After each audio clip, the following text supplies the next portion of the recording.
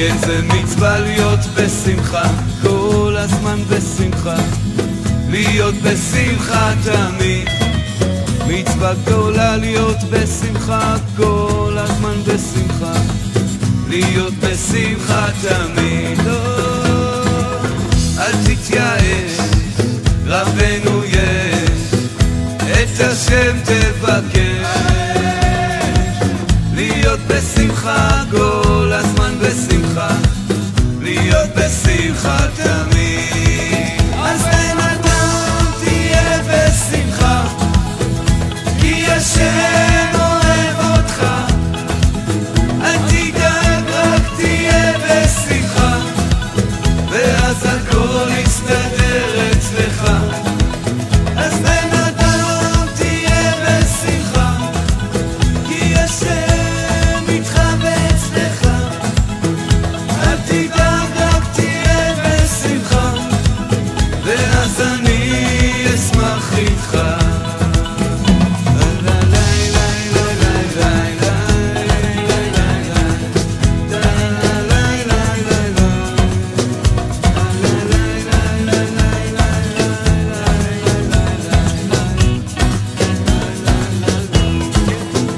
השמחה היא רפואה, השמחה היא גאולה, כן היא עולם החירות. אז גם נראה שטות, רק אל תהיה בטעות, רק תהיה בשמחה תמיד. אל תהיה עצוב, אל תהיה כבד, תהיה שמח רוקד, שעשני יהודי, שלא עשני גוי, להיות בשמחה תמיד. אז בן אדם תהיה בשמחה, כל העולם נברא בשבילך. אל תדאג, רק תהיה בשמחה, ואז הכל יסתדר אצלך. אז בן אדם תהיה בשמחה, כי השם איתך ואצלך. אל תדאג, רק תהיה בשמחה.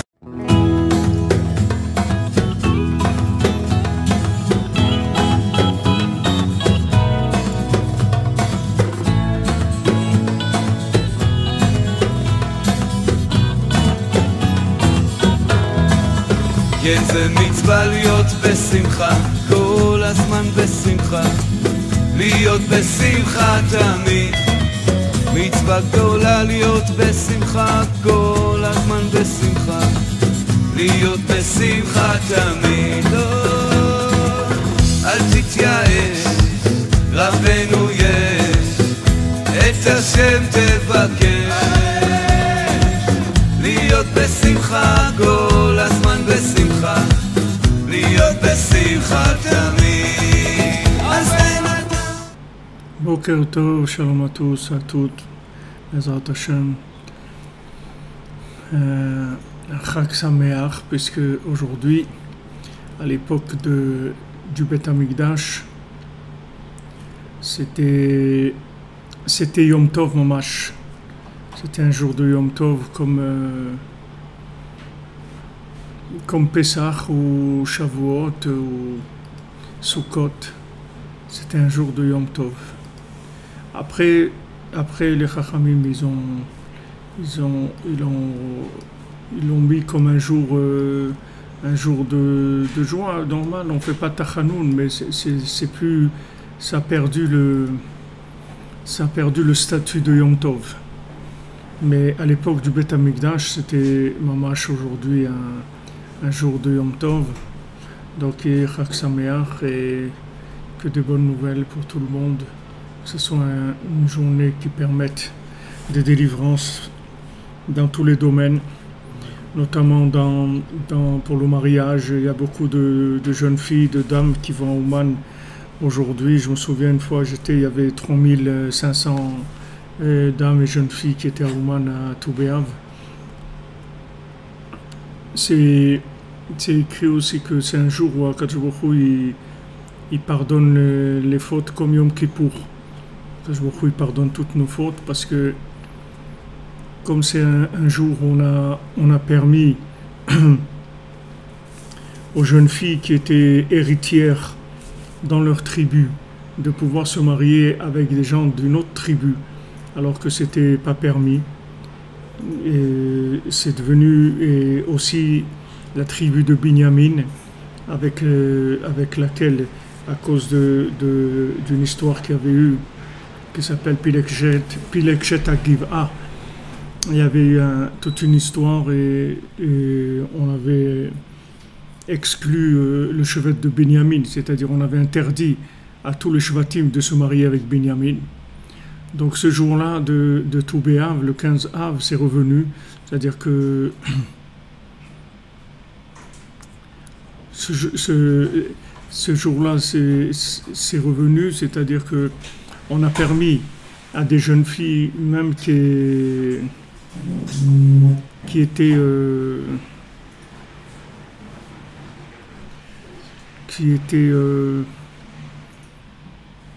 on demande, Mademoiselle Freeman demande est-ce que c'est pas demain Tou B'Av.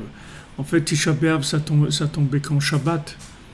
Donc, si Tisha B'Av ça tombait Shabbat, donc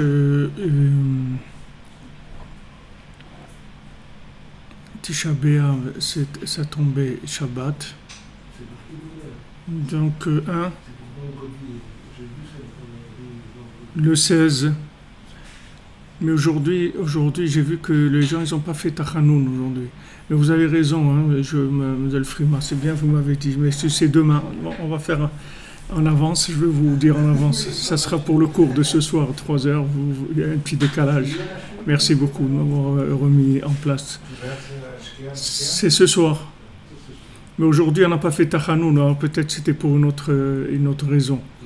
En tout cas, je continue alors pour vous dire Tou B'Av ce qui se passe. Alors, donc le chevet de Binyamin a pu revenir et se marier avec les autres shvatim. Mais les jeunes filles qui étaient héritières aussi, elles pouvaient se marier avec les autres tribus. Donc ça, c'est une ouverture importante. Et là aussi, ça a été la fin des morts de ceux qui devaient mourir dans le désert avant de rentrer en Eretz Israël. Et Hachem, il a pardonné aux derniers, et les derniers, il leur a pardonné, ils ne sont pas morts. C'est-à-dire que tous les Tisha B'Av, ils mouraient, il y avait un certain nombre qui mouraient, tous les Tisha B'Av. Donc il y avait à peu près 15 000 qui mouraient tous les Tisha B'Av. Il y a le chiffre exact, je ne me souviens pas du chiffre exact, qui ceux qui mouraient à Tisha B'Av. Et donc le dernier Tisha B'Av, ils se sont aussi couchés dans leur tombe et ils ont vu que le lendemain ils sont restés vivants, mais ils avaient peur que peut-être il y ait une erreur de calcul ou quelque chose. Alors c'est que quand ils sont arrivés au 15 Av qu'ils ont eu la conscience nette, tranquille, que ça y est, la mort était terminée, et que eux, les Maaseh, Hachem, il leur a pardonné. En fait, Tou B'Av, Hachem, il a pardonné la faute des Meraglim. C'est ça Beikar, le grand pardon qu'il y a eu à Tou B'Av, c'est qu'Hachem, il a pardonné la faute des Meraglim qui avaient refusé de rentrer en Eretz Israël. Alors un zivouk pour Sarah Mesaouda Bat Simcha, Bezat Hashem, qu'Hachem nous envoie. Non, et Mademoiselle Frima, c'est vendredi, y a pas, vous n'êtes pas trompé, Mademoiselle Frima, c'est moi qui me suis trompé. C'est bien de pouvoir se tromper aussi, pouvoir accepter qu'on se trompe, c'est très bien, c'est magnifique. Et non, si vous avez raison, ça va être ce soir. Mais comme j'ai vu ce matin la synagogue qu'il n'y avait pas, alors j'ai fait un collage et j'avais même regretté d'avoir fait Tikkun Chatzot avec Tikkun Rachel. Je me suis dit, mais j'aurais pas dû faire. Mais les mains, tout est bien. Tout est bien. Baruch Hashem, pas de problème. Alors voilà. Donc c'est un jour qui était Mamash Yom Tov. Yom Tov, c'est-à-dire Mamash la fête, c'est-à-dire avec toutes les achot de Yom Tov, comme Pesach ou tout Yom Tov. Après, les Chachamim, ils l'ont rendu un jour qui est un jour de joie et tout, mais plus avec la halachot de Yom Tov.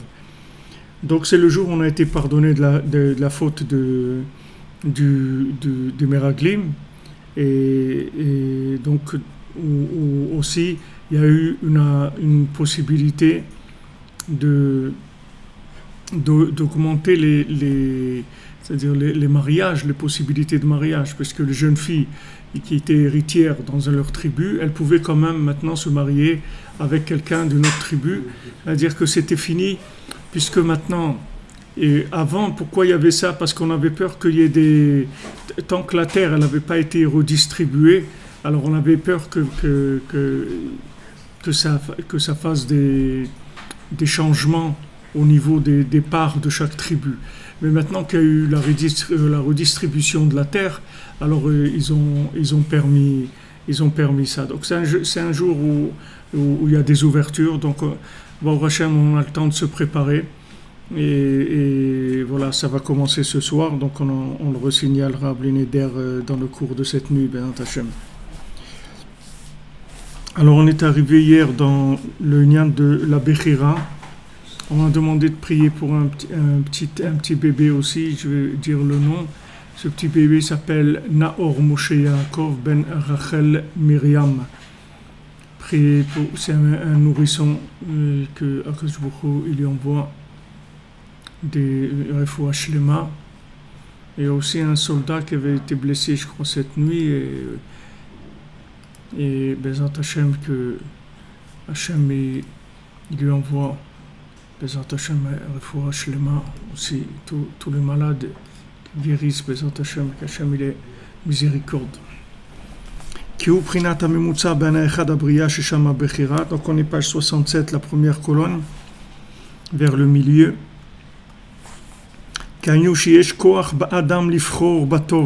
L'homme, il a la force de pouvoir choisir le bien.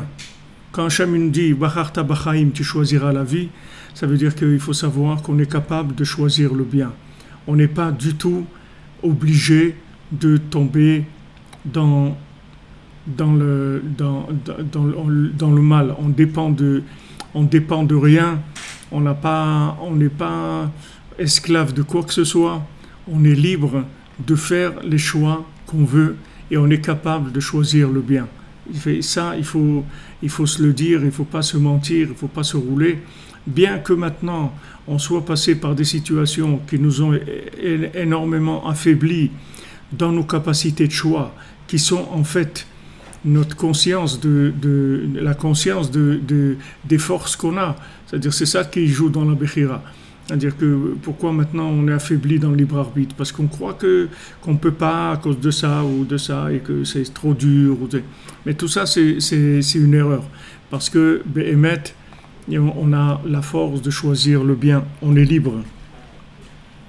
Ki yesh koach ba'adam lifchor batov leistakel be'enav lemala velo lemata.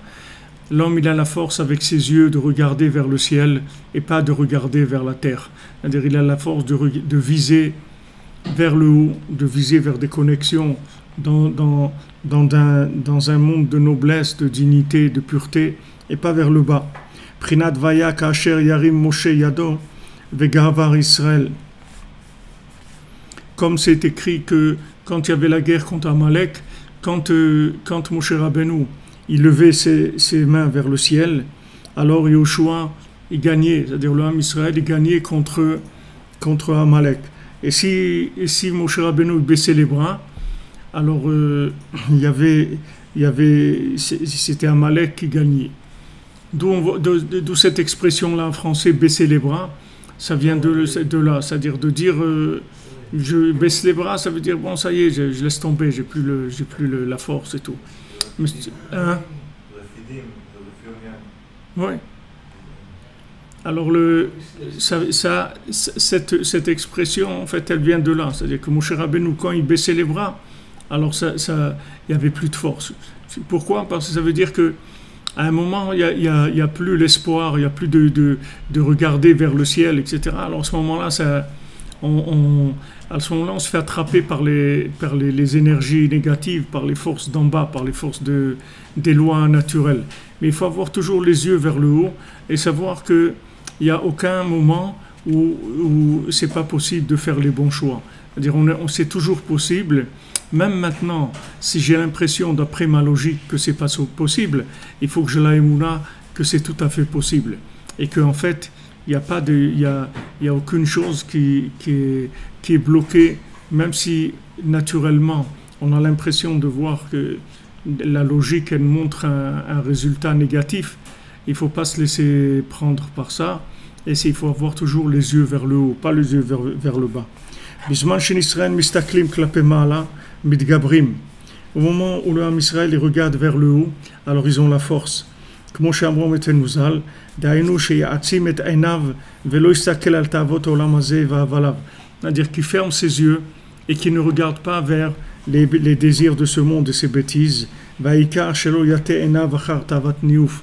Et le principal, c'est qu'il ne laisse pas ses yeux aller vers la tavat niouf, c'est-à-dire vers la débauche, vers les choses qui ne sont pas propres.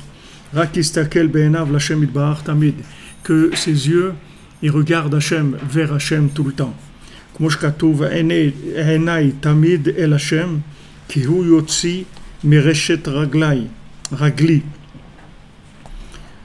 Mes yeux, ils sont toujours tournés vers Hachem parce que lui, il fait sortir mes pieds du piège.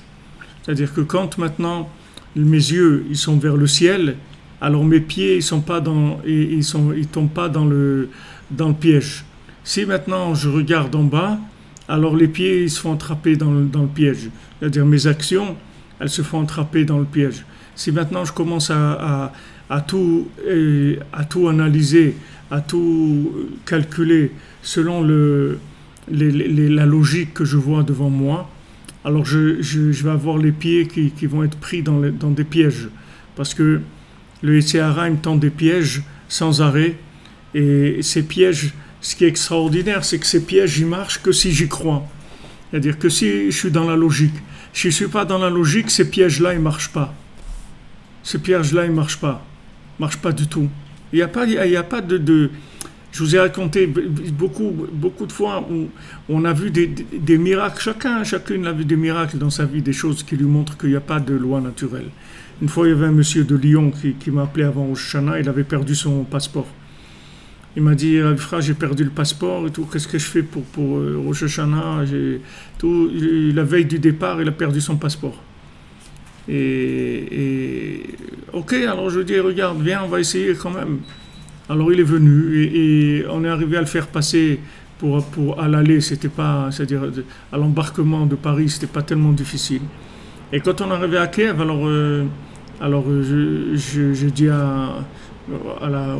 au contrôle de passeport, je lui ai dit, regardez, il a perdu son passeport maintenant dans l'avion et on ne sait pas. Alors ils ont dit, il n'y a pas de problème, et il va retourner. Et le même avion, il va le ramener en France. Il dit, mais lui, il est venu pour Rosh Hashanah. Il dit, on ne peut pas. Alors je lui ai demandé combien d'argent vous voulez pour ça, pour le laisser passer. Alors le policier m'a dit, je veux $10,000. Je lui ai dit, d'accord. Alors j'ai sorti une liasse d'argent et j'ai commencé à compter devant lui. Il m'a dit, non, je plaisantais, allez, tu peux passer, c'est bon. Et il est rentré sans passeport. Maintenant, est-ce que tu vas croire, tu vas dire sans passeport? On ne peut pas. Il y a des règles. C'est vrai, il y a des règles quand on peut et quand on ne peut pas. Alors on va en s'arrêter parce qu'il y a des règles. Les règles sont faites quand on peut. Tant qu'on peut faire avec les règles, on est en règle. Mais tant que maintenant ça se dérègle, alors qu'est-ce qu'on va faire? On va pas faire. On fait quand même. Donc si maintenant tu crois maintenant dans les règles, alors les pieds ils vont s'attraper dans les règles. C'est-à-dire ils vont se faire ils vont s'embrouiller. C'est-à-dire que les règles elles vont dépasser leurs compétences. C'est-à-dire au lieu que maintenant les règles soient là pour te servir, pour mettre en place les choses, pour que ça soit organisé, pour tout. Alors les règles vont devenir un empêchement. Il ne faut pas que les règles deviennent un empêchement. Les règles sont là pour servir l'idéal. C'est pour mettre en place l'idéal.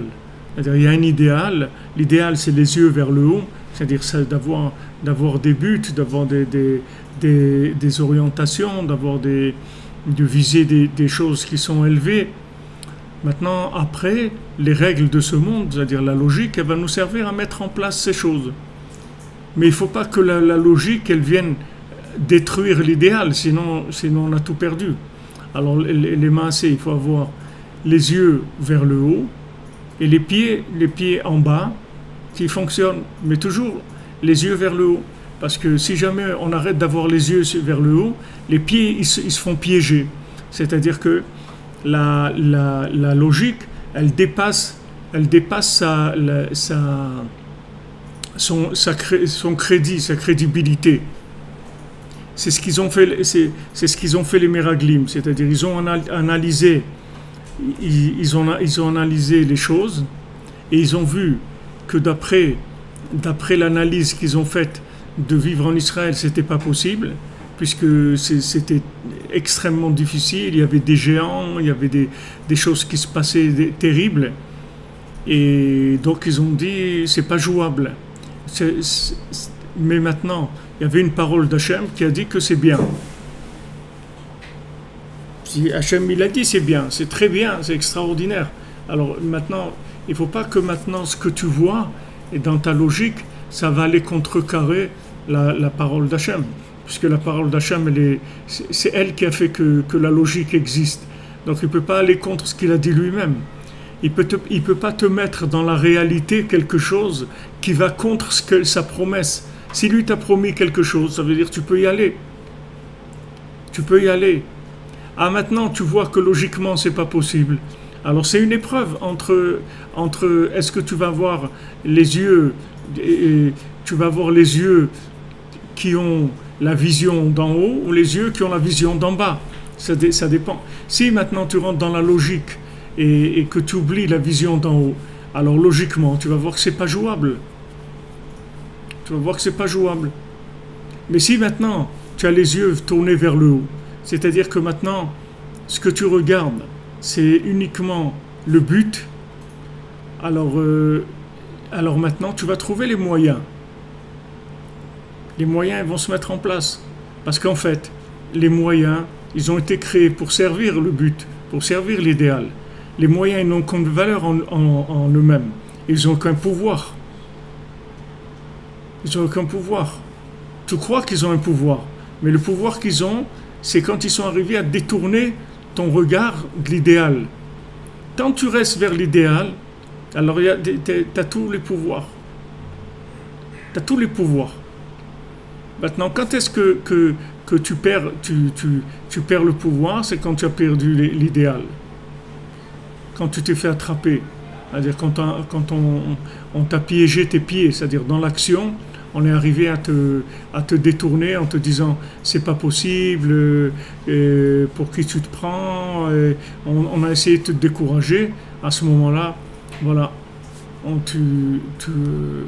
tu laisses tomber parce que bon, tu vois que logiquement c'est pas possible. Alors aujourd'hui notre épreuve c'est que dans le pouvoir on est affaibli, donc le Yetzirah, il vient, il se présente en disant voilà, tu n'es pas quelqu'un de valable puisque tu vois que dans le pouvoir tu n'arrives pas à faire grand chose. Si tu étais quelqu'un de valable tu aurais pu faire beaucoup de choses. Alors en fait c'est complètement faux parce que aujourd'hui c'est pas qu'on n'a pas de pouvoir, on a tous les pouvoirs, mais seulement aujourd'hui ce qu'on n'a pas c'est la confiance en nous qu'on a du pouvoir. C'est ça qui nous manque. Parce que le pouvoir qu'on a aujourd'hui, ce n'est pas un pouvoir de logique, c'est un pouvoir de connexion, de recevoir. C'est comme si quelqu'un il a un appareil avec une batterie, et maintenant l'endroit où on met les piles, et il ne marche plus. On ne peut plus mettre les piles. Alors lui, il dit, ça ne marche plus. Il dit non, pas que ça ne marche plus. Maintenant, tu peux fonctionner, mais il faut que tu te branches sur le courant. Les piles ne marchent plus, c'est vrai. Mais maintenant, si tu te branches sur le courant, non seulement ça va marcher, mais ça va marcher très bien parce que ça ne va jamais s'arrêter. Alors que les piles, elles marchaient 1 heure ou 2, après il fallait les changer ou les recharger. Maintenant, il n'y a plus de piles, il faut se connecter. C'est-à-dire que maintenant, tu n'as plus des énergies qui proviennent de la logique, tu as des énergies qui proviennent de la connexion. Alors c'est juste, il faut changer de système d'exploitation, c'est tout. C'était sur Windows, tu passes sur ça, et sur autre chose. Tu passes sur Mac OS ou tu passes sur Windows 10 ou truc. Il faut que tu changes le système d'exploitation, c'est pas le même. Il a une autre logique, une autre façon de fonctionner. Alors les gens ils croient qu'ils sont faibles. Ils sont pas faibles. Ils sont pas faibles. C'est juste l'endroit où on met les piles, il marche pas. Alors ils croient qu'ils ont plus de force. Ils disent non, t'as beaucoup plus de force qu'avant. Tu as des forces infinies. Seulement, il faut que tu mettes la prise, c'est tout. Il faut te connecter. Et si tu te connectes, tu vas voir que tu peux tout faire. Tu peux tout faire. Alors au début, tu vas avoir des réflexes qui sont un petit peu contradictoires, puisque tu as l'habitude d'avoir des réactions logiques. Donc tu vas un petit peu trébucher, puisque quand tu vas t'habituer à fonctionner avec la connexion, il y a des moments où tu vas trébucher un petit peu, puisque tu vas revenir vers la logique. Et quand tu vas revenir vers la logique, ben c'est le trou noir, c'est-à-dire tu dis waouh, qu'est-ce que je suis en train de faire, mais c'est pas possible, je vais pas arriver et tout. Après tu te reprends, tu dis mais non, j'ai oublié que c'est pas comme ça que ça marche. J'ai oublié que maintenant j'ai mis la prise. Parce que des fois tu regardes l'endroit du logement des batteries, tu vois qu'il n'y a pas de batterie. Alors tu dis oh là là, donc ça y est, ça va plus marcher là, il n'y a plus de batterie. Après tu te souviens que non. En fait, tu vis plus sur le système de la batterie, tu vis sur la connexion. Donc aujourd'hui, le pouvoir, il est beaucoup plus grand qu'avant. Il y a même un pouvoir énorme. Un pouvoir, on peut réaliser des choses extraordinaires que même des tzadikim ne pouvaient pas réaliser avant. Seulement, et ce pouvoir, il ne fonctionne pas sur les énergies logiques. Il ne fonctionne pas sur les énergies mentales. Il fonctionne sur les énergies de connexion. Alors une fois que je me suis connecté, et que je vois que le signal il s'allume, que c'est connecté, alors là je peux y aller, il n'y a pas de problème. Et tant que je reste connecté, je peux tout faire. Je peux tout faire.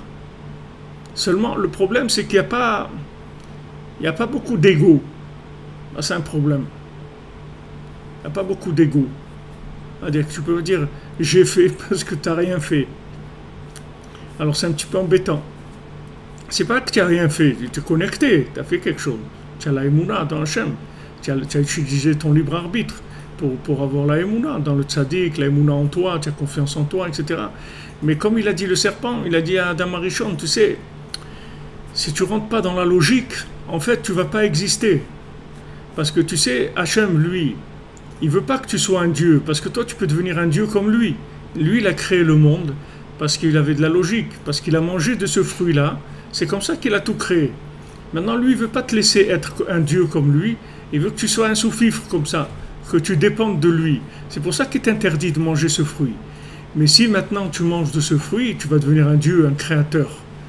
Oh, tu vas devenir quelqu'un de très fort. Alors, Adam Arishon, il a dit, bon, alors si c'est comme ça, on va essayer, on va y aller. Et c'est là où il s'est trompé. C'est-à-dire que maintenant, le Yetzer Hara, quand tu rentres dans la logique, il te laisse croire que tu construis quelque chose dans la logique.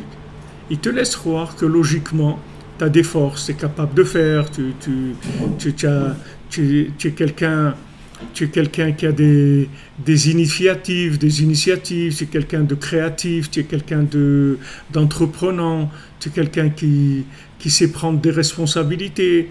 Il y a plein de choses comme ça, il a plein dans son attirail, il a plein d'éléments comme ça qui te présentent et tu crois que ça marche. Tu crois que ça marche. C'est-à-dire que maintenant, quand tu vas dans ta logique et tu crois que ça marche. Mais en fait, même quand ça marche dans la logique, ça ne marche pas du tout. Parce que les piles, un jour ou l'autre, elles se terminent. Même si tu achètes des piles longue durée. Elles vont durer 2 jours de plus, 1 semaine de plus. Mais un jour, tu vas voir que tu vas allumer, ça ne s'allume pas. Ça ne marche pas. Parce que plus tu avances, plus tu vas être confronté à des épreuves que logiquement, elles n'ont pas de solution. Elles n'ont pas de solution. Tu vois, tu vois, regarde comment on est en Israël. Autant le pays, il essaye de s'armer, des trucs et tout, voilà, il sort des trucs de cerfs-volants, incendiaires. Mais ça, il n'y a personne qui a prévu ça. Alors, jusqu'à ce qu'il s'habitue, jusqu'à qu'il trouve quelque chose, jusqu'à quel truc, ça prend du temps, il y a des dégâts, il y a des choses parce qu'il y a toujours des nouveautés. dans le domaine de la logique. Le Yetzer Hara, il te trouve toujours des façons de te montrer que les choses ne fonctionnent pas. Ne fonctionnent pas. C'est-à-dire, il y a toujours un truc, une épreuve qui va te bloquer. Tandis que maintenant, quand tu as la Emouna, quand tu fonctionnes avec la foi, avec la connexion, tu n'as pas de problème. Parce que s'il n'y a pas de connexion, il n'y a rien. Il n'y a pas de vie, il n'y a pas de logique, il n'y a rien. Donc tu es tranquille. Une fois que tu es connecté, il y a tout. Il y a la logique, il y a la logistique, tout est en place. Il n'y a aucun problème. Qu'est-ce que tu voulais demander? Quand on est connecté comme ça, le monde nous fait passer pour un fou. Ouais. Vous avez parlé de ça dans un cours. Ouais. Et le problème, c'est qu'ils sont tellement convaincus, le monde peut être tellement convaincu de cette folie qu'il y a un part énorme qui peut se créer. Et donc, תבוק בהשם, קשור מחובר. אתה מתנתק מאנשים שאוהבים אותך, אכפת להם, ואין שפה משותפת. Non, c'est-à-dire que maintenant, quand tu vis en connexion, alors les gens ils vont te prendre pour un fou, ok? Donc Rabbeinu il a dit maintenant, si tu manges pas, ils vont te prendre pour un fou. Donc il faut que tu manges. Qu'est-ce que tu fais? Tu mets des piles en plastique comme ça dans ton truc. Il faut que quand les gens ils te voient, ils croient que tu as des piles toi aussi. Tu comprends? Il ne faut pas que tu montres que tu n'as pas de piles et que ça marche. Parce que là, ils vont s'énerver les gens sur toi. Il ne faut pas que tu leur montres. Il faut que tu leur dises que tout va bien. Comme je vous ai raconté l'exemple de celui qui est à l'asile. Alors il est en train de se promener, il a une ficelle et au bout il y a une brosse à dents. Et il se promène comme ça en tirant sa brosse à dents. Alors le docteur il vient lui dit, mais monsieur Hervé là, vous faites quoi là?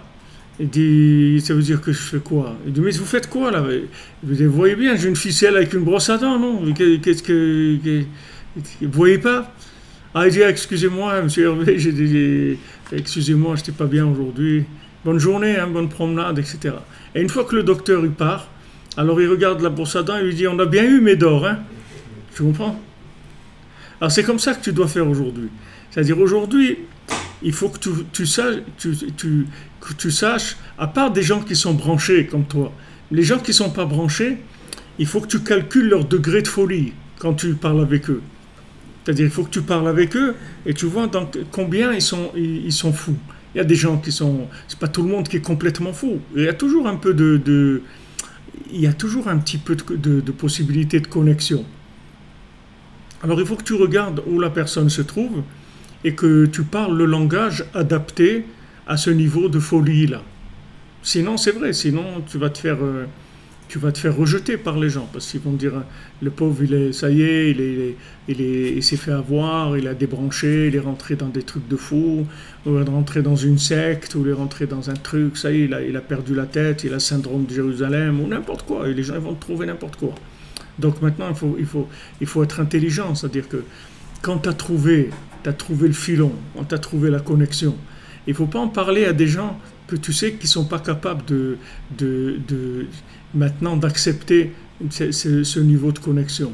Tu es obligé de faire semblant. Même David Ameller, quand il voulait le tuer, il y avait un roi, je ne sais pas comment il s'appelait, le roi qui voulait le tuer à David Ameller. Hein? Abimelech. Non, pas Avimelech. David. Ouais, pas Avimelech, non. Avimelech, c'était avec Abraham. Non, avec David Ameller. Il y avait un roi qui était un roi, pas un roi juif. Asaph, non, c'est pas Asaph, je sais pas, il y avait un roi qui voulait le tuer. Alors ils l'ont monté pour qu'il tue David Ameller. Maintenant, quand il est venu, il a vu David Ameller qui faisait le fou. Il bavait comme ça, il dansait et tout. Et qu'est-ce que vous m'avez dit un roi, un truc, mais c'est un fou, celui-là, il est complètement fou, ouais, comme ça. Et il l'a laissé, il l'a pas tué. Il l'a pas tué.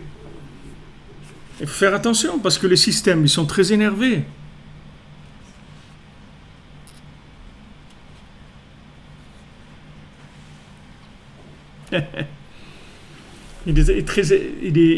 Tu peux les énerver beaucoup parce que les massés, tu as trouvé Et c'est comme quelqu'un, il paye l'eau qu'il reçoit dans son robinet, il paye l'eau tous les mois. Et tu vois, tu as trouvé une source en dessous de ta maison. Et tu t'es branché sur la source, tu ne payes pas l'eau. Alors, si les gens ils découvrent ça, ils vont être énervés. Comment lui, tu as trouvé comment fonctionner avec la connexion. Et les autres, ils sont en train d'en baver parce que ils sont restés dans la logique. Donc, c'est difficile. Donc, il faut faire sortir les gens très, très progressivement. Tu ne peux pas dire aux gens, ouais, vous êtes complètement fou, vous êtes malade de croire dans ça, la science c'est rien, l'argent c'est rien, les trucs c'est rien, tout est rien, tout ça, ils vont te prendre pour un fou. Tu peux pas parler comme ça.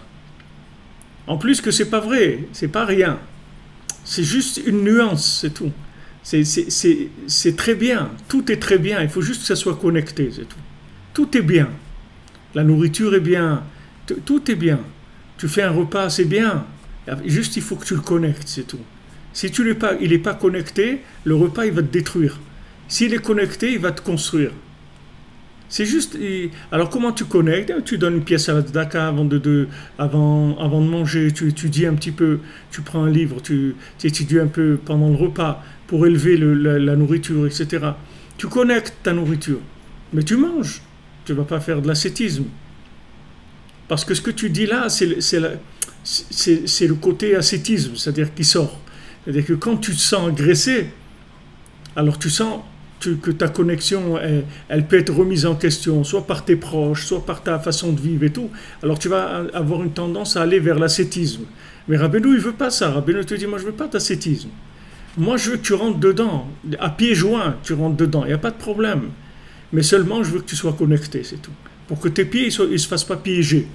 Si tu es connecté, tes pieds ils ne se feront pas piéger. Non seulement ils ne se feront pas piéger, mais tu vas récupérer les éléments qui se trouvent là-bas.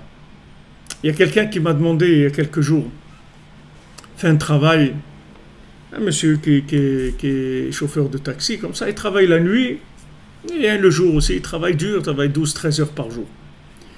Alors il m'a dit, il a été voir un rave, et c'est un monsieur qui est monté de France depuis quelques années, il est là, pas très longtemps. Il a été voir un rave, et le rave lui a dit, écoute, tu n'as pas besoin de travailler comme ça depuis 2h30 du matin et tout. Commence à travailler normal à 7h, et c'est tout. Et tu vas travailler de 7h à 4h, et c'est tout. Et tu auras la bénédiction, ça va marcher. Tu verras, et tu auras une bénédiction, ça va marcher. Alors il m'a dit, qu'est-ce que vous en pensez? Il dit, regarde, moi j'ai dit, regardez, quand on vient de France, alors on nous donne un crédit pour nous amener en Israël. Tous, on vient à crédit par rapport à notre niveau spirituel. Donc quand on va venir ici, on va payer ce crédit-là avant d'être à jour, d'être bien. Donc maintenant, la difficulté dans le travail, c'est une façon de payer ce crédit-là. C'est-à-dire c'est une façon de se purifier pour être au niveau de pouvoir se connecter à Eretz Israël. Parce qu'on ne va pas venir ici et rester déconnecté. Si on est ici, c'est pour se connecter. Donc maintenant, avant d'arriver à la connexion, il faut nettoyer les bornes et les outils de connexion pour qu'on arrive à se connecter. Alors le travail, les 39 mélachot, les 39 mélachot, c'est une façon de nettoyer la connexion, puisque les 39 travaux, on les apprend du Mishkan. C'est-à-dire le tabernacle, il y avait 39 travaux dedans. Pourquoi il y a le tabernacle? Parce que quand Hachem il a proposé la Torah, sans le tabernacle, on l'a refusé. Donc Hachem il a dit, on va faire le tabernacle. Comme ça, quand je vais résider parmi eux, ils vont être déjà connectés à ma présence dans la matière. Et donc après, quand je vais leur parler de la Torah, ça va être beaucoup plus facile. Et ils vont accepter. Parce que j'ai une approche avec eux qui était trop haute, trop spirituelle. Donc on va passer par quelque chose qui est plus ambivalent, comme ça, avec de la matière. Donc Hachem, il a donné les 39 travaux. C'est pour ça que les 39 travaux, Rabbeinu il dit que c'est mamash, quand quelqu'un il travaille dans la Emouna, honnêtement et tout, c'est mamash les travaux du Mishkan, c'est de la connexion pure. C'est-à-dire tout le Inyan que tu vas travailler, c'est pour apprendre à te connecter dans des zones qui sont accessibles, bien que toi tu sois loin. tu sois loin de la connexion à l'infini. Mais dans la matière, c'est facile pour toi de te connecter. Parce que tu vas voir, quand je vous ai dit comme ça, tu vas passer la douane sans passeport ou un truc, ou tu vas faire un travail, quelqu'un te commande il veut te passer une commande de 1000 trucs et toi tu les as pas et tu vas trouver quelqu'un qui va te dépanner, juste quelqu'un te dit mais ouais j'en ai truc, tac, et tu vas voir plein de miracles parce que c'est beaucoup plus facile de se connecter dans la matière que de se connecter dans la Torah. De se connecter dans la Torah, c'est un grand niveau. C'est-à-dire pour arriver à te connecter dans l'ashgacha pratit, c'est-à-dire voir la providence divine, mais en résultat de connexion dans la Torah, c'est très très élevé. C'est des niveaux de Rabbi Shimon Bar Yochai, c'est des choses très élevées. C'est pour ça que beaucoup de gens, ils essayent de faire, comme la Gemara elle dit, beaucoup ils ont essayé de faire comme Rabbi Shimon et ça n'a pas marché, parce qu'ils ont voulu faire comme Rabbi Shimon, et ils ne sont pas du tout Rabbi Shimon. Tu comprends? Ils sont à des milliards de milliards d'années-lumière de Rabbi Shimon. C'est des gens qui sont dans la matière et qui sont pleins de ta'avot et des trucs. Comment tu veux te connecter et voir des miracles dans la Torah? C'est impossible. Tu as besoin de te connecter dans ton langage, puisque maintenant, ce qui t'intéresse encore, c'est les plaisirs de ce monde, c'est l'argent, les trucs et tout. Donc c'est là où tu te trouves, d'accord? Maintenant, là-bas, il y a de la connexion. La connexion se fait par le monde du travail. Dans le monde du travail, ce sont des exercices, si tu veux, de libre arbitre qui sont calculés à ton niveau. Tu ne peux pas prendre des exercices de terminale si tu es à la maternelle. Il te faut des exercices de maternelle. Dans les exercices de maternelle, c'est de faire attention, de choisir ta modelée rouge avec le vert qui est rouge. Alors voilà, tu les mets ensemble. Maintenant, en terminale, on ne va pas te parler de ça. Donc si tu vas là-bas, tu vas vraiment d'abord t'ennuyer et tu vas t'énerver beaucoup aussi parce que tu comprends rien du tout et tu vas voir aucune connexion du tout, tu vas te sentir complètement étranger. Alors c'est des niveaux de connexion. Donc quand tu as affaire à la matière, en fait, tu as besoin de la matière. C'est une étape, mais les 39 travaux, on en a besoin. C'est-à-dire que quand maintenant tu es dans les 39 travaux, en fait, tu vas récupérer là-bas des outils de connexion. Une fois que tu vas récupérer ces outils de connexion, tu vas sortir de là. Moi, je suis toujours... C'est-à-dire, moi, je ne sais rien du tout. C'est-à-dire, ce que j'ai vu des tzadikim qui nous ont conseillé, c'est qu'ils n'étaient jamais agressifs dans la façon de faire, tu vois. C'est-à-dire que maintenant, voilà, tu te trouves dans un travail... Disons, tu travailles 14 heures par jour, d'accord? C'est difficile de travailler 14 heures par jour. Quand tu as une famille et tout, alors par exemple, ton épouse, elle veut sortir un soir, aller manger quelque chose, ou bien une bar mitzvah, ou il y a un truc. Tu peux pas, parce qu'à 8 heures du soir, tu dois aller dormir, sinon tu fonctionnes pas. Tu peux pas te lever à 2 heures du matin si tu vas dormir à minuit. Tu vas t'écrouler dans la journée, c'est impossible. Donc ça te met dans un rythme de vie assez esclave, c'est-à-dire il y a un esclavage quand même. C'est un petit peu difficile. Alors, qu'est-ce qu'ils font les gens? C'est-à-dire, quand tu vas voir certains rabbanim, ils te disent saute, sors de là. Pourquoi tu es là? Mais sors. Pourquoi il te dit sors? Parce que lui, il te dit ce qui est écrit dans les livres. Que dans les livres, il ne faut pas être un esclave. Mais dans les livres, mon ami, il y a écrit d'autres choses aussi. Il n'y a pas écrit que ça. Si tu prends que ça, et tu l'appliques sur le bonhomme. Il faut que tu fasses d'abord un diagnostic, que tu saches où il est le bonhomme. Et le bonhomme, il n'a pas que ce problème-là, il a plein d'autres problèmes aussi. Donc maintenant, il faut que tu trouves une solution qui est en rapport avec tous les problèmes qu'il a. C'est pas que ça. Toi, tu vas essayer de lui résoudre ça, il faut que tu vois le reste. C'est comme quelqu'un voit, même dans la médecine, tu vois que maintenant, s'il voit que il y a un problème dans un organe ou quelque part, la première chose qu'ils font, c'est d'abord de voir si le cœur marche bien, si les trucs parce qu'ils peuvent pas te faire, par exemple, une anesthésie générale si le cœur ne marche pas. Le gars est resté sur le carreau. Donc ils sont obligés de faire un bilan général, de voir tout si ça fonctionne. Et si l'état général, il permet l'intervention. C'est vrai que le gars il a un problème.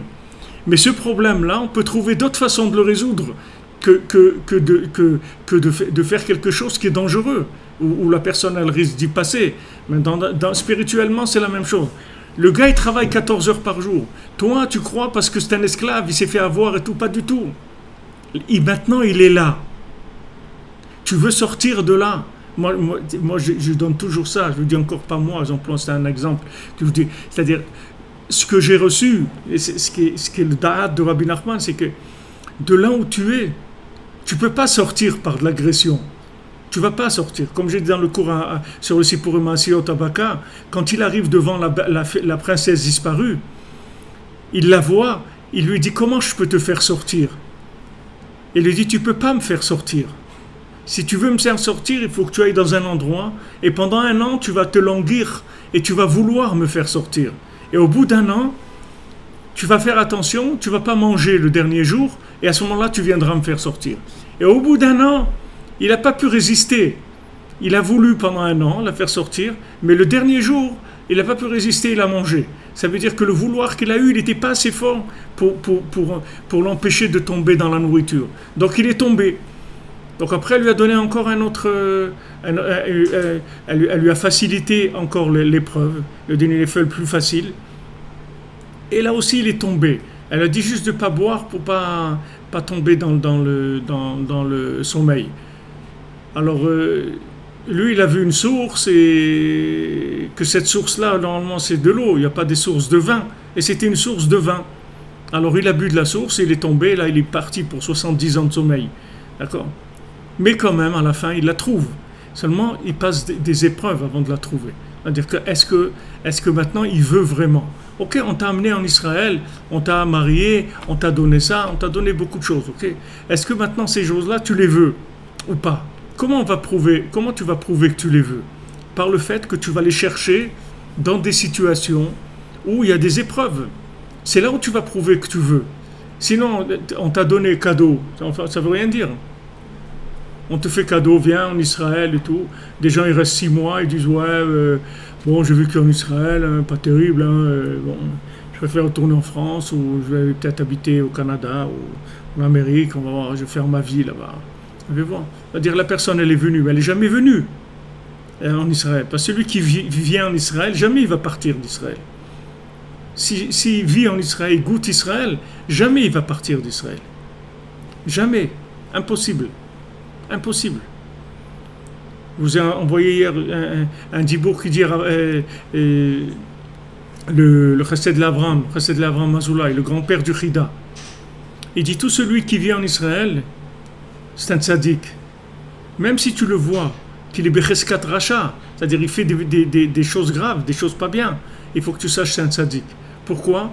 Parce que la terre, elle rejette, dès que quelqu'un n'est pas bien, elle le vomit. Donc si quelqu'un il est là, c'est qu'il est bien. Mais attends, je vois, il fait des trucs et tout. Ne regarde pas ce que tu vois. Tes yeux, ils voient rien. Tes yeux, ils voient rien. Sache que la terre, comme l'estomac, si l'estomac il laisse le manger, ça veut dire que ce manger il est acceptable par ton corps. Sinon, il le vomit, c'est tout. Donc la terre, elle vomit les gens pas bien. Donc s'il est là, c'est qu'il est bien, c'est tout. Alors j'ai envoyé ça sur un groupe de WhatsApp comme ça, je l'ai reçu, j'ai envoyé moi aussi. Alors, ça a beaucoup chauffé parce que les gens là-bas, c'est des gens qui étaient en Israël qui sont partis. Alors, ils ont dit non, Rabbi Nachman, il ne dit pas ça, et c'est pas d'après Rabbi Nachman, on a Rabbi Nachman, etc. Et Rabbi Nachman, voilà ce qu'il dit, il dit que celui qui vient en Israël avec l'intention de se rapprocher d'Hachem et tout, alors la terre, elle l'accepte. Et si jamais il ne vient pas pour ça, alors la terre, elle le rejette. Alors, je n'ai pas voulu le casser, le bonhomme, parce qu'il est religieux, parce que lui, il a quitté Israël. Alors, lui, il dit que non, c'est pas vrai. Que c'est pas parce que les gens ils sont en Israël que c'est des gens bien. C'est-à-dire, en Israël, il y a des gens pas bien aussi. Et le grand-père du Chida, il te dit que non, celui qui est en Israël, c'est un tzaddik, c'est tout. Parce que si la terre, elle l'a pas rejeté, ça veut dire que c'est un tzaddik. Alors lui, il te dit que lui, il a quitté Israël. Mais je ne voulais pas lui dire, même si tu as quitté Israël, même si tu as une barbe et tu étudies la Torah et tout, si tu as quitté Israël, ça veut dire que tu es un rachat, un vrai rachat.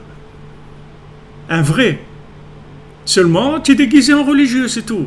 Mais si la terre, elle t'a vomi, ça veut dire que tu as un problème, c'est tout. beaucoup plus que celui que tu vas voir qui est en Israël et que apparemment tu crois qu'il a un problème. Apparemment, tu crois qu'il a un problème. Mais les yeux, tu n'as pas les bons yeux. Mais en tout cas, sache que si la terre, elle t'a vomi, c'est que tu es indigeste pour elle. C'est-à-dire qu'elle ne peut pas te transformer. Donc elle te renvoie, c'est tout. Comme les gens là qui viennent de BDS et tout, ils les mettent dehors avant qu'ils rentrent. Ils disent, monsieur, on ne va pas vous laisser rentrer ici pour que vous allez nous faire de la propagande, aller faire de la propagande contre nous, non? On ne va pas vous laisser rentrer ici. Donc c'est la même chose.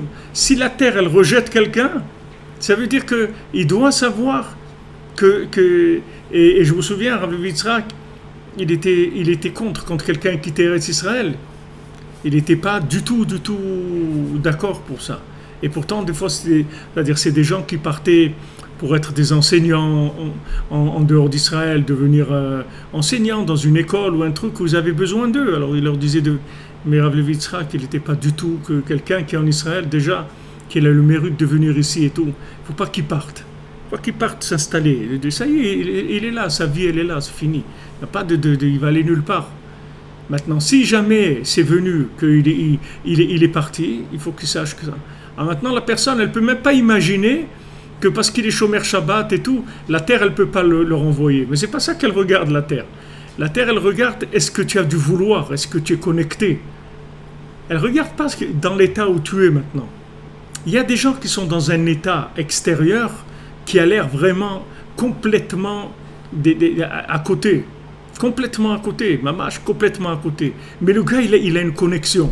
Et il y a des gens qui sont politiquement valables, c'est-à-dire religieusement valables, mais qui sont débranchés. Mais ils fonctionnent. Ils fonctionnent comme quelqu'un qui fonctionne avec... comme des fois quelqu'un que Chaz Shalom, il est mort, mais son corps, il bouge encore, parce qu'il reste des traces de vie dedans. Mais il est mort, le bonhomme.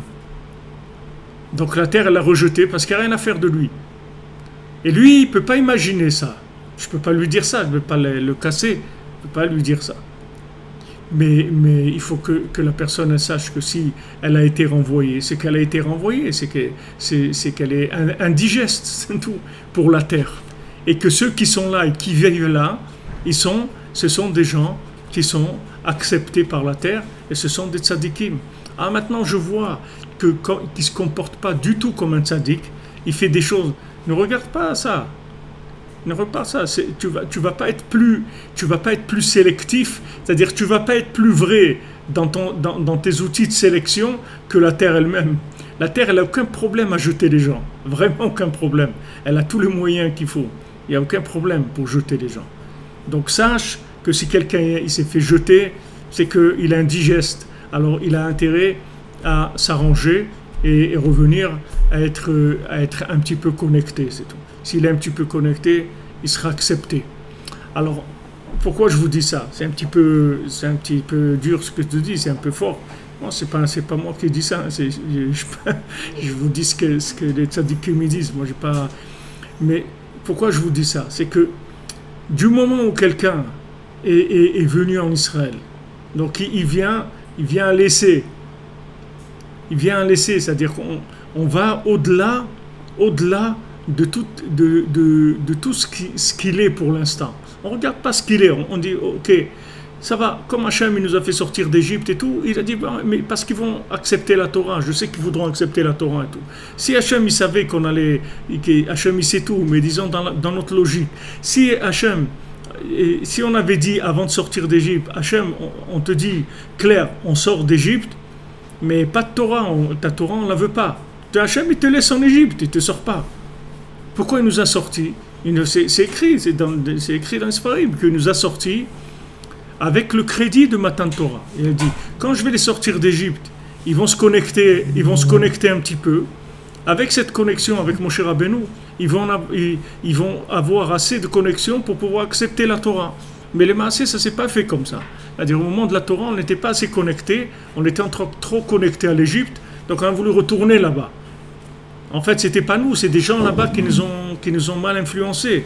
Il y avait des gens là, qui étaient des gens qui sont sortis d'Égypte, là, des enfants de Bilam et des trucs qui nous ont sabotés, qui ont fait de la shonara, des trucs, essayé de nous, comme les Meraglim, et des gens qui nous cassaient en permanence. Et comme on était faibles, puisqu'on sortit d'Égypte. On ne pouvait pas manger du chametz, même pas un tout petit peu. On n'avait pas le droit de réfléchir du tout, parce qu'on était complètement assisté par Hachem. Si on réfléchissait une seconde ce qu'on fait ici, on serait sauvé tout de suite. Donc on n'avait pas le droit au chametz, on n'avait pas le droit à la logique du tout. Alors maintenant, quelqu'un vient en Israël, on lui a proposé ce travail-là, fais ce travail-là. Ouais, mais peut-être de travailler 14 heures par jour. Ok, tu veux sortir, c'est pas difficile. Pas difficile de sortir. Demande à Hachem de te sortir. Demande. Dis-lui, regarde Hachem, je suis là, Béhémet, je te remercie beaucoup pour ce que tu m'as donné.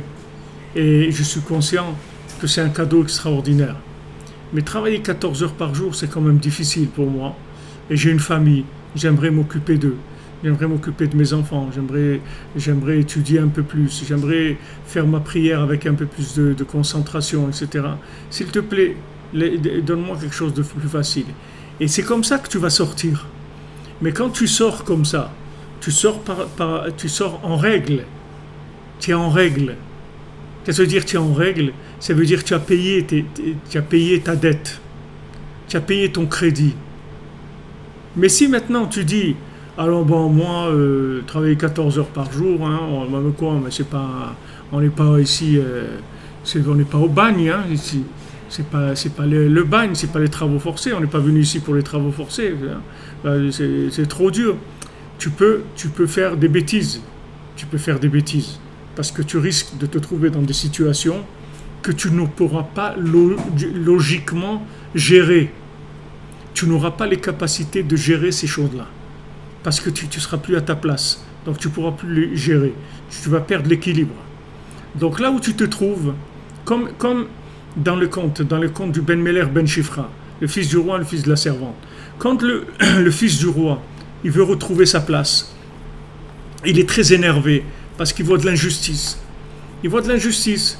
Il dit, c'est pas normal qu'on me considère comme ça, etc. Moi, je suis un fils de roi, ou si je suis un fils de servante, laissez-moi un fils de servante. Mais là, vous me faites des trucs qui ne marchent pas.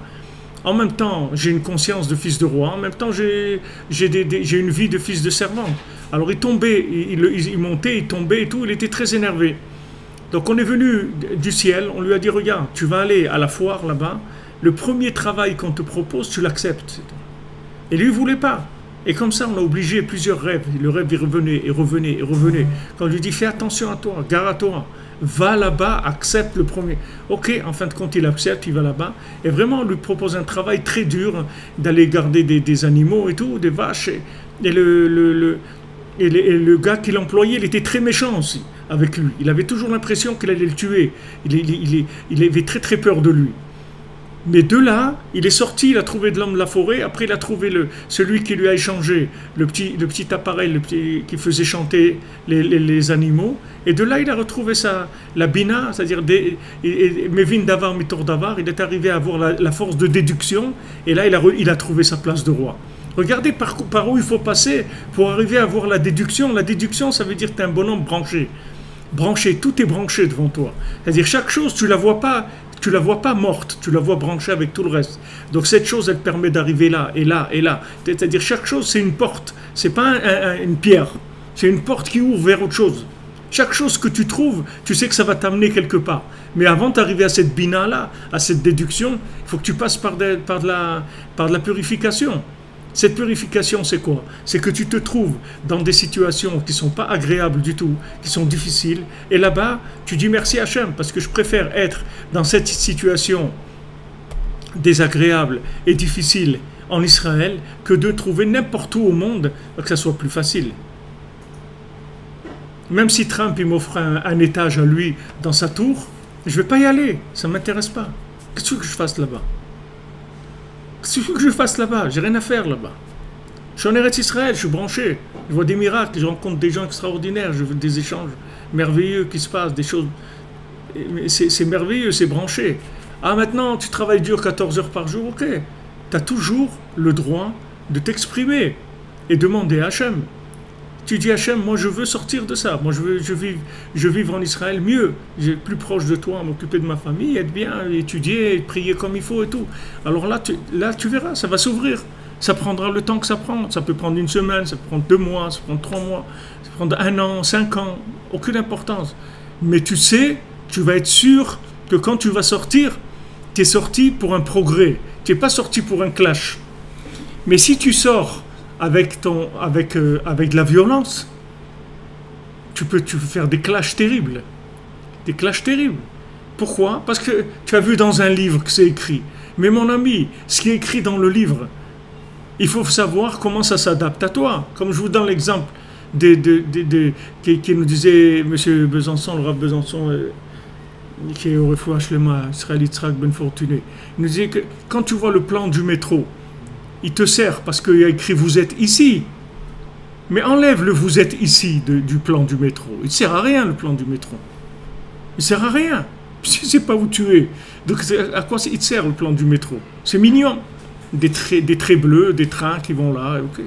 Mais si on ne te dit pas où tu es, le plan, il n'a aucune valeur. Mais une fois qu'on t'a dit vous êtes ici, tout le plan, ça devient quelque chose d'extraordinaire. Parce que tu peux aller là, et là-bas il y a ça, et là-bas il y a ça, par rapport à toi. C'est-à-dire que tu crées un lien avec toi. Donc Hachem, il te met dans une situation. Cette situation, c'est vous êtes ici, c'est tout. Voilà, c'est là où tu es. Ah, ça ne te plaît pas, tu veux effacer ça. Mais si tu effaces ça, tu ne sauras plus où tu es, tu vas être paumé complètement. Complètement paumé, tu peux faire des bêtises énormes. Donc maintenant, première chose, sache où tu es. Comment tu vas savoir où tu es? Là où je suis maintenant, c'est tout.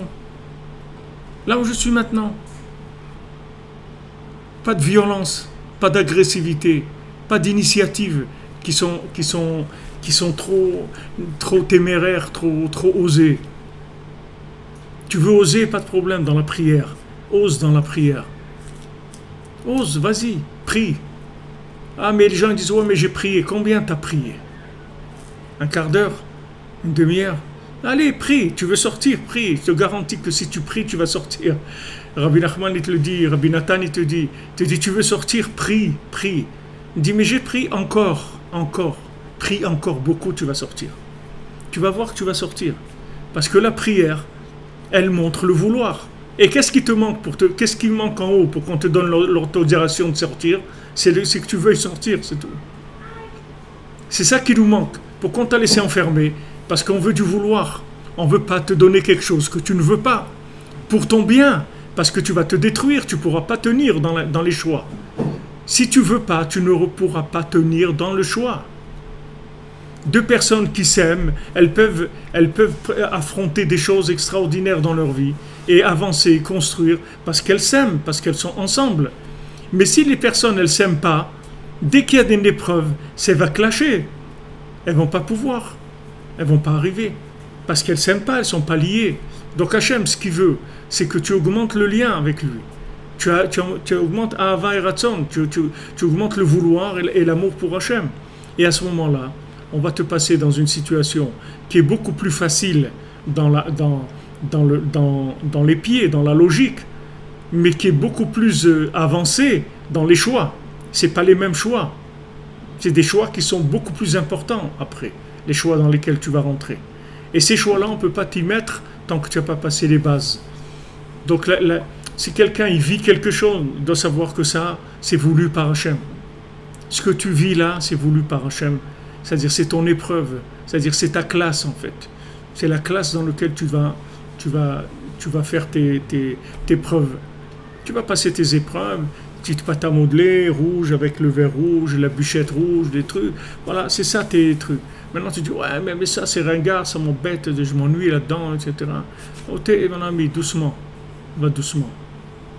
Passe les épreuves, les examens, tu verras après, tu vas rentrer au cours préparatoire, tu vas avancer, tu arriveras en terminale et tu vas arriver même beaucoup plus haut. Mais là où tu es aujourd'hui, il faut que tu passes les examens. Les examens, ça veut dire que dans cet endroit-là, c'est ton endroit de connexion, parce que tu comprends ce langage-là. C'est ton endroit de connexion. Accepte-le. Et tu veux sortir, il n'y a aucun problème.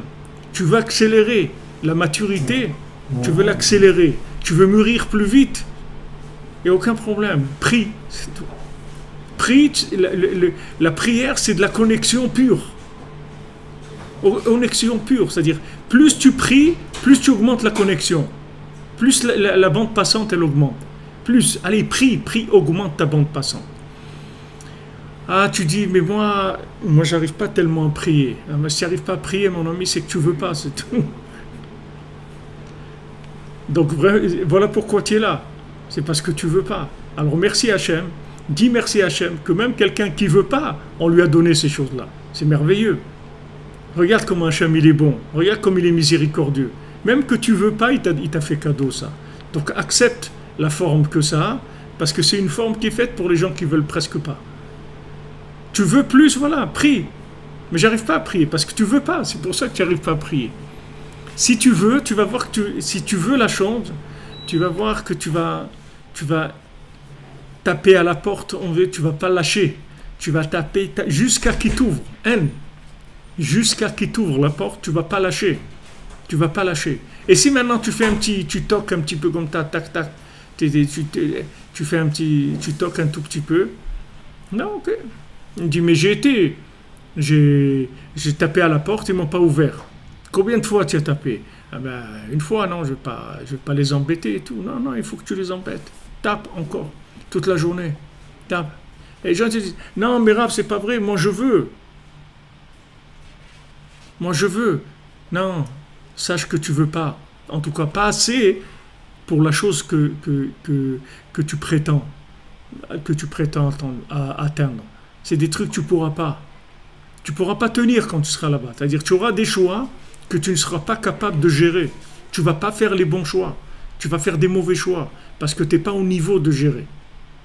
Tu pourras pas choisir le bien parce que tu vas être tellement sous pression que la seule chose que tu auras en tête, c'est de sortir de la pression, c'est tout. Et tu vas perdre complètement la notion de vérité.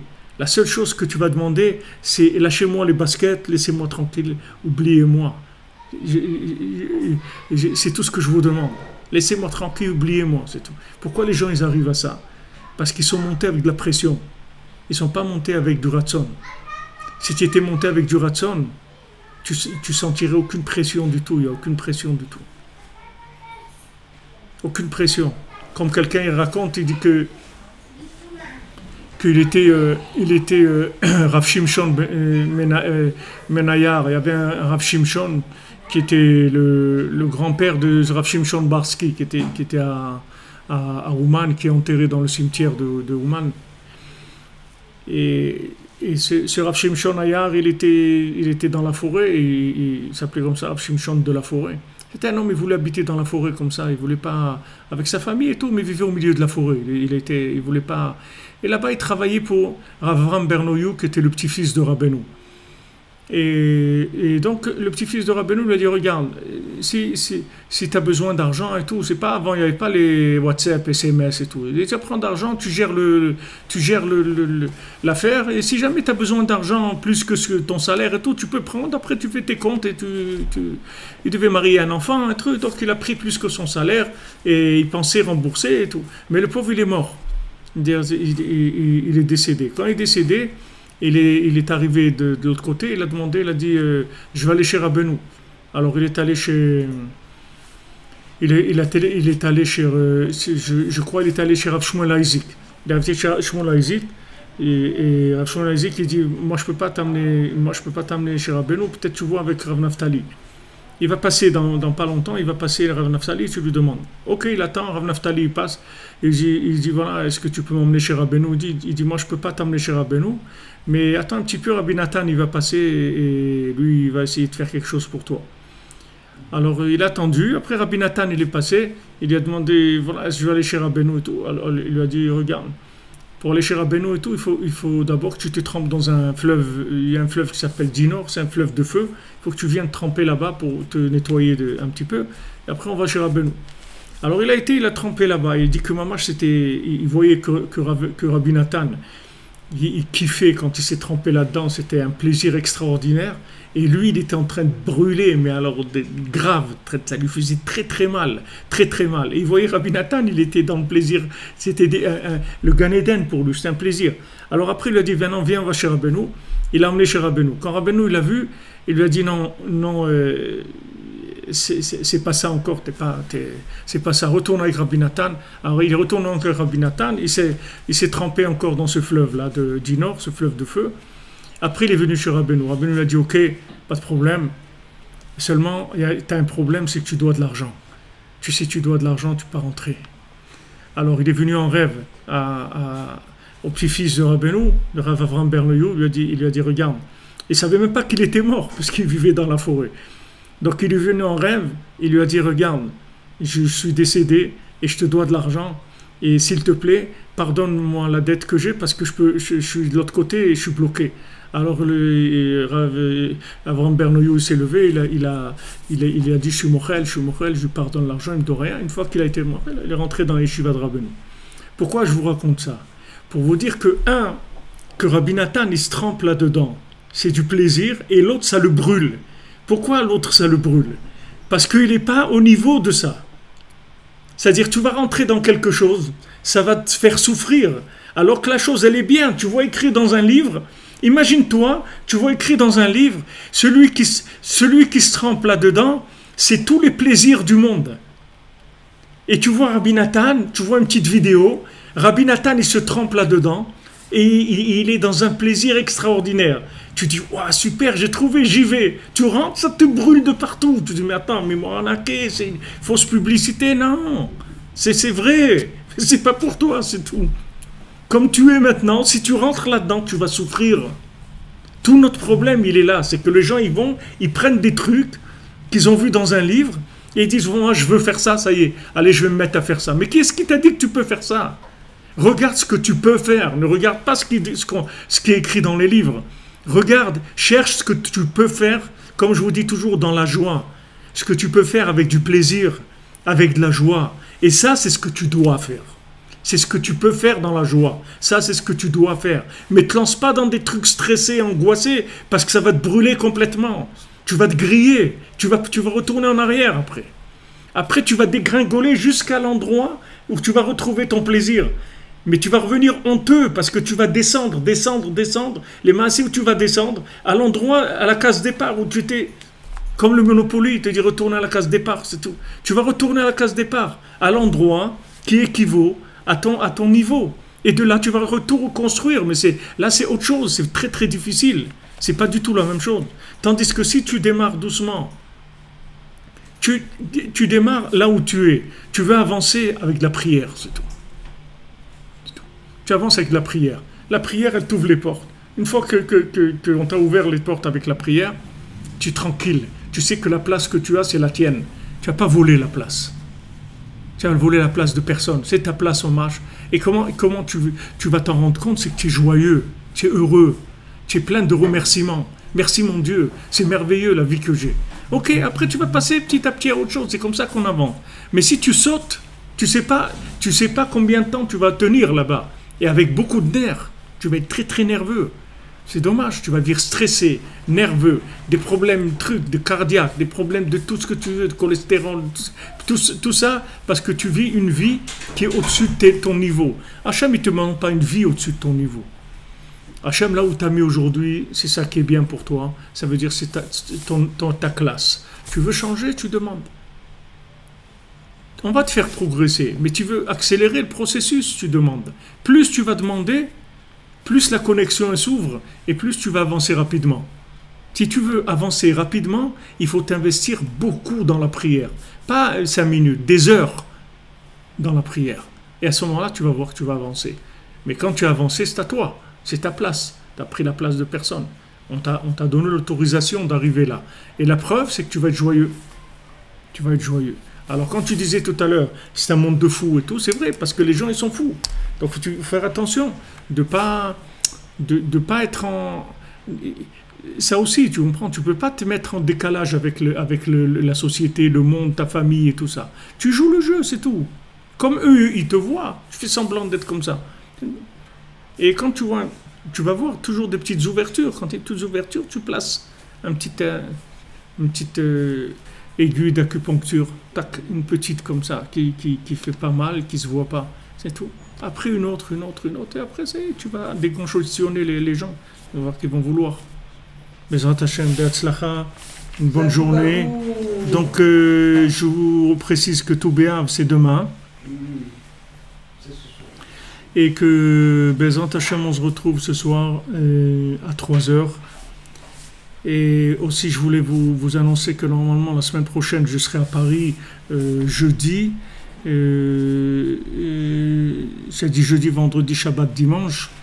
Et que le cours, je vais essayer, je suis en train de chercher à Paris un endroit pour faire le cours, ce cours-là de midi, Jérusalem. Donc ça sera 11h à Paris.